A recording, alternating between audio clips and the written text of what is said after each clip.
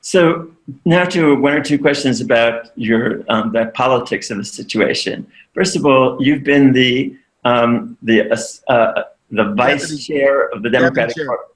What? Deputy chair. The deputy chair. Okay. Yes. But it is from what. Now this might be purely out of ignorance, but because my information comes from the Times, New York Times, and so forth, not from hearing what's going on in the inside. But it appears as if the Democratic Party is, on the national level, is doing the same thing that the current mayor of Chicago did when he was in a position to shape the candidates for in 2006, which is picking people to run not because they particularly share the mainstream, or certainly not the liberal side or progressive side of the Democratic Party, but rather people who, in their mind, are sure winners, in part because they're more like Republicans than Democrats. And I'm wondering, we're seeing this right now with some legislation in which key Democratic senators are siding with the Republicans. And I'm wondering if you've seen any of this and whether what your feeling is about it, because it's hard for us, not knowing what's really going on, to understand, say, why how you could have allowed that to happen, or guess maybe been protesting it in some level or other. So I'm just wondering what you think about it. Well, let me just tell you this. The easiest thing for me to do is to not be part of the DNC leadership, because then no one could ever blame me for anything. And if my goal in life is to never catch any blame, then that's what I would do.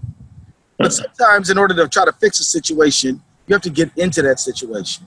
And sometimes the process of change happens in a nonlinear fashion. You take 3 steps, you lose 1. You go up 5 steps, you lose 2. This is the process of change. It's just that way. If you've never actually engaged in struggle, you don't know that. But if you actually ever tried to take a messed up situation and make it good, you know that you get setbacks. Martin Luther King, great. Everybody celebrates him today, but he could tell you about Albany, Georgia, and how he tried to desegregate that city, and he ran into a brick wall. And it wasn't accolades from there. He'll tell you about being persecuted by J. Edgar Hoover. He'll tell you the struggles on the road to a better situation. And the naive and the inexperienced don't know about that. They think something's bad, you get involved, and it's fixed magically overnight, instantly. Right. So having said all that, let me say this. I maintain now, and will continue to maintain, that the Democratic National Committee should have absolutely no role in a primary. Now, I know that there have been people who have said otherwise. I have made myself abundantly clear that I will not ever allow that policy to go forward. And if I get overruled, I get overruled, but I'm not going to be quiet about it. And if you look at the research and you read the papers on this issue, I've been clear, no, we are neutral when it comes to these races. Let me also say that sometimes people confuse the DNC and the DCCC.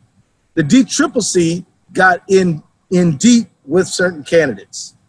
I oppose that. I think it's absolutely wrong, and I don't think that it is the proper role of the DNC to tell any candidate that they should drop out of the race. It's the DCCC is the Democratic Congressional. What does it stand for? The Democratic. It's the House. It's the Democratic House Caucus. Yeah. It's the campaign to get U.S. House members of the Democratic Party elected. And the DCCC leadership has, on occasion, been caught telling candidates that they shouldn't run or should drop out of the race. Right. I don't agree with this. I've been public saying I don't agree with this. It's wrong, wrong, wrong. And people believe that the whole system is rigged and insiders are just pulling strings. It kills our brand when we do this. My thought is, stop it. Let the election shake out. Let the election be determined by the people who vote.